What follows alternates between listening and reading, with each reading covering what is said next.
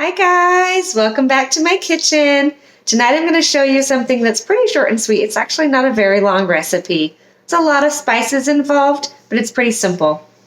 I want to show you guys how to make corned beef at home. It seems intimidating. I was really nervous to try it for years, but I tried it and now I love it. So I'm going to show you guys how to do that. And we'll get started right now. Sorry, I'm a little close to the camera because I've got all my stuff right here. And it's a small space right here. So I'm going to go around the table here and show you guys how to get started. So, okay, so we're going to start with, I've got a little over 4 pounds of beef brisket. Now, beef brisket can be kind of expensive. Normally, I would do a pot roast of some kind because it's a little bit cheaper. But I found beef brisket on sale at the local grocery store, so I snagged that for some corned beef. Right here, I have a bowl full of salt and spices, and I will name all these spices off for you with the measurements. There's quite a few of them. This is my adaptation of a recipe I also found on YouTube. So, yeah, I've done just a few things different based on what I normally have in the house as far as my spices go. But I'm going to read these out to you, and you'll start with half a quart of hot water, and you're going to put it in a big, heavy bottom saucepan, and with all of these spices and salt, and you're going to let it simmer for about 5 minutes till the salt melts. And I'll show you that step in a second. But first, I'm going to read off all these spices for you and their measurements, and I'll make sure to put the amounts in the description down below as well, so you guys have that. So you're going to start with half a quart of hot water. A little over 4 pounds of brisket is what I have, so close to 4 pounds, you're good. Again, pot roast work okay too, but the brisket's the traditional cut of meat you would use for corned beef. And I've never done it with brisket because it's usually so expensive, so I'm excited to try it. Now, in this bowl, I have 1 cup of salt. I have pink Himalayan salt in this bowl. You could use pink Himalayan salt. You could use Redmond salt. You could use kosher salt, sea salt. I would not recommend using the iodized salt for this. I have no idea what that'll do. Corned beef does sit. I'm going to do it in my little fermentation crock. But corned beef is not a ferment. It's actually more of a preservation style. Back in the day, before lots of refrigeration was a thing, people would really heavily salt and brine their meats so they would last longer and kill some of the bacteria. I'm going to put mine in the fridge for this preservation. Normally, they would have put this in the brine and kept it in a cool place like a root cellar or put it on their counter or wherever they had it in a kind of a cool, dark place for probably 5 or 6 days. And then I'm not even sure what they would do with it after that point. Either they'd cook it up right away or maybe they had a way to preserve it longer. I would have to look into that. I need to do a little Googling.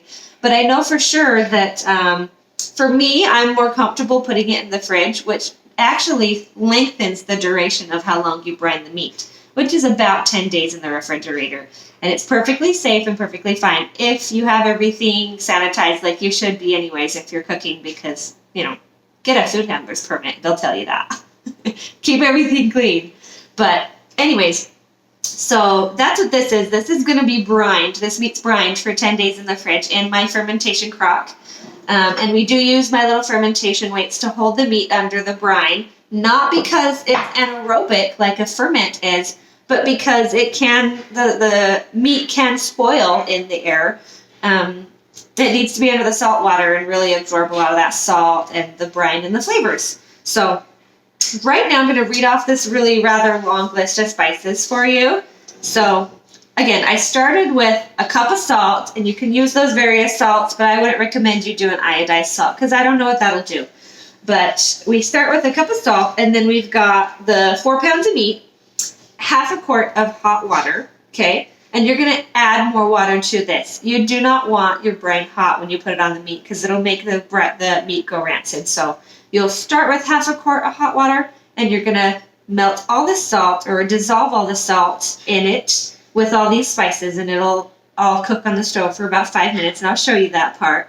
And then you're going to put 1 quart of really cold water and half a quart approximately of ice in that, and stir it all in until your brine is about 2 quarts of liquid, and it's room temperature or colder. You do not want this warm when you put your meat in it because that will cause you problems. You want it cold because you're going to put it right in the fridge, and you don't want the meat to be cooking in it. So you've got your water, your salt, and then you've got 2 tablespoons of peppercorns. I did not have peppercorns on hand, so I actually did 1 tablespoon of really thick, coarse black pepper. I've also got, let's see here, 2 teaspoons of Montreal steak seasoning on there. You don't have to do that. I just kind of like the flavor it gives to it. Some people put mustard seed in theirs. I don't have that, so I haven't tried that yet. And you can kind of swap the 2 out. Even though they're nowhere close in flavor, it just depends on your flavor preference, which is why I like the Montreal, and I don't have the mustard seed, so I don't know. So give it a try and let me know if you like the mustard seed opposed to the Montreal seasoning. So we also got 2 cinnamon sticks in here, 1 teaspoon of allspice. Now I've got ground allspice. You can use whole allspice. A teaspoon of coriander seeds. Those ones are whole. A half a teaspoon of cloves. A half a teaspoon of ground ginger. 3 cloves of garlic. A half a teaspoon of thyme. And 3 bay leaves. Now, again, that is for approximately 4-ish pounds of meat. You can do more and just make sure you up the amount of brine and spices because you won't get the same level of flavor. Now I'm going to show you all these pretty spices real quick before I move the camera and get everything set up. So I've got the salt there, and I've got all my spices, my garlic and everything just hanging out in there. This is going to smell absolutely amazing once it starts boiling on my stove. So I'm going to pause the camera and move it over there, and you can watch me make this beautiful brine on the next step. Okay, so I've placed my half a quart of hot water on the stove here in a heavy bottom saucepan, and I've poured all of those seasonings and salt in. And honestly, it doesn't look like much. It looks like a pretty typical brine, but it smells absolutely amazing. Now we're only gonna simmer this long enough to make sure the salt is completely dissolved, because we don't want it so hot that it takes too long to cool down. It looks like that salt dissolved pretty well, and these spices are really smelling great, putting the flavor in that brine. So I'm going to turn the heat off. Now I am going to get 1 full quart of very cold water and half a quart to maybe a whole quart of ice to cool this down to room temperature. It's okay if you have a little more than 2 quarts of brine. You just want to make sure it's not really hot. So I'm going to go get that cold water.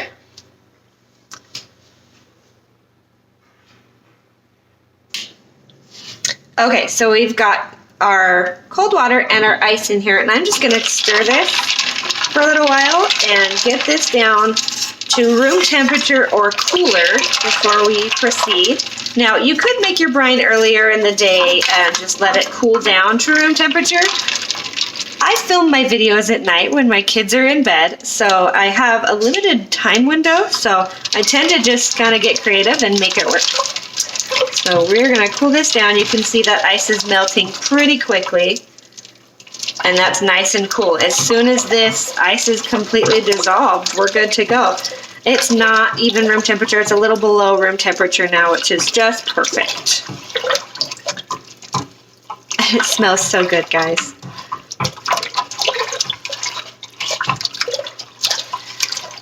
Okay. That's it. I am going to move this and show you how to pack it all in the fermentation crock that we are actually just using for the preservation method. So give me a second to move the camera. Okay, we are back. Yeah, left a pen there. Okay, so I've got my fermentation crock here.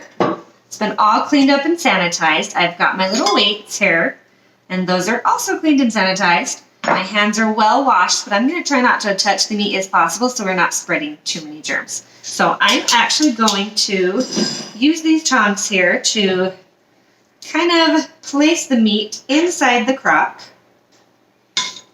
and just maneuver them wherever I want them.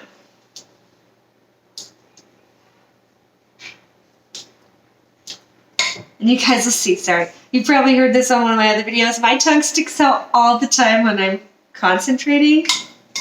It is what it is. It's part of who I am. Okay.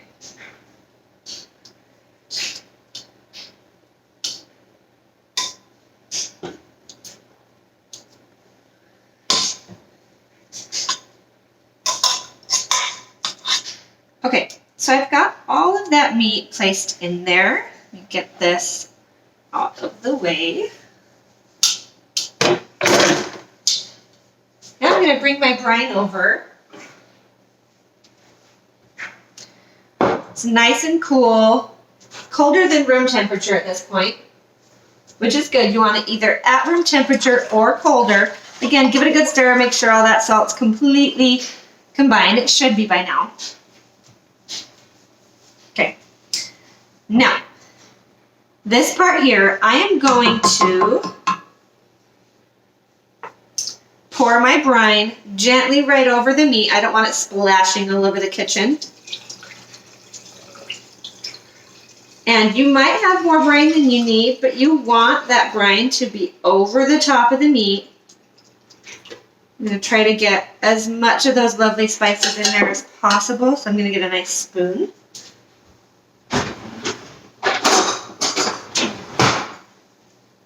To make sure I get all the good stuff out.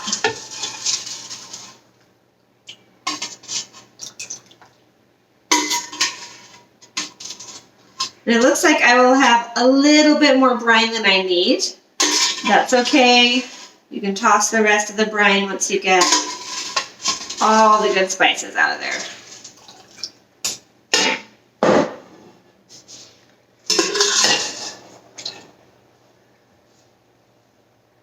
Now I'm going to take my fermentation crocks, or my fermentation weights, and I'm going to put them in there. And it looks like I might have a bit much brine, so I'm going to get a little bit of the brine out and leave the spices in, just so I don't overflow this. Let me get a ladle real quick.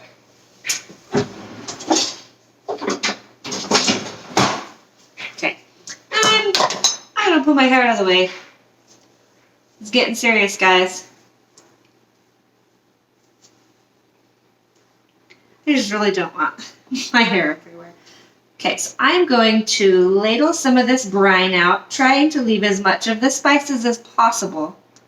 And we can always add more after the crocks are in if the level's not too high, after the weights are in. Okay. I'll put this in. Now, you guys saw my garlic video, I'm sure. If you haven't, go watch it. I had a bit of a snafu that day where the garlic just was not minding me. Everything in this crock wants to flow. Normally I deal with it fine and work with it, but that garlic was really giving me a run for my money that day. So, okay. Now I've got a little piece of the beef fat floating there. I'm going to get rid of that real quick.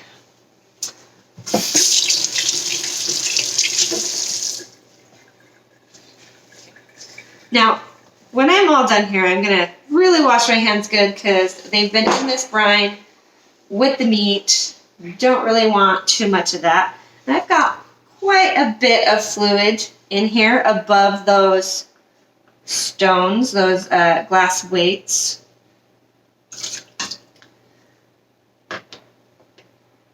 So I'm going to just skim a little bit off the top so that it's not too much again.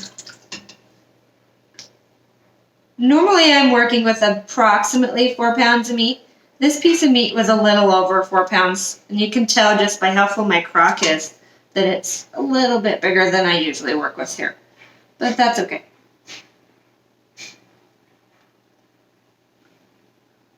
Okay.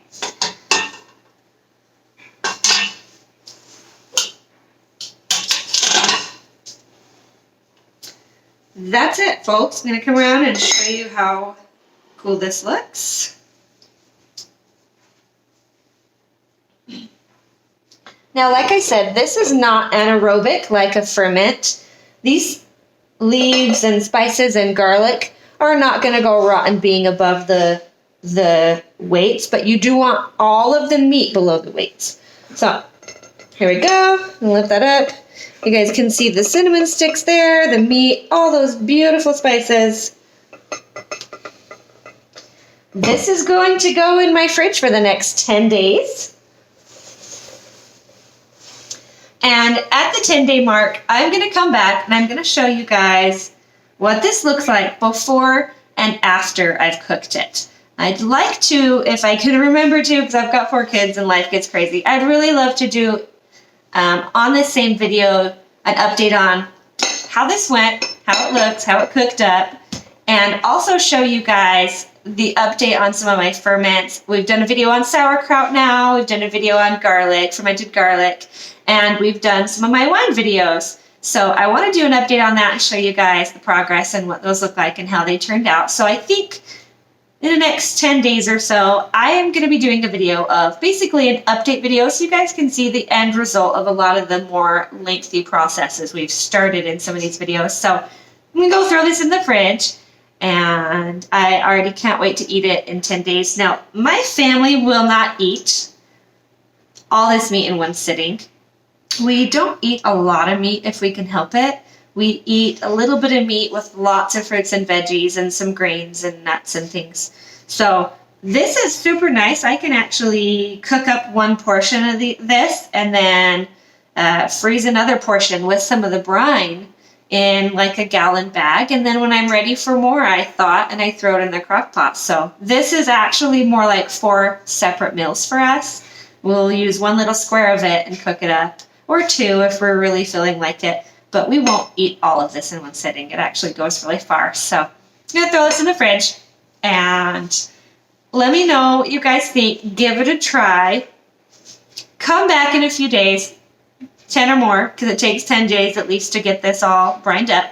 And yeah, wait for the update on how it goes. And I will show you the finished product for this, and I will show you the finished product for some of our lengthy ferments. And yeah, like and subscribe. Give it a try, as always. And God bless you guys, and good night.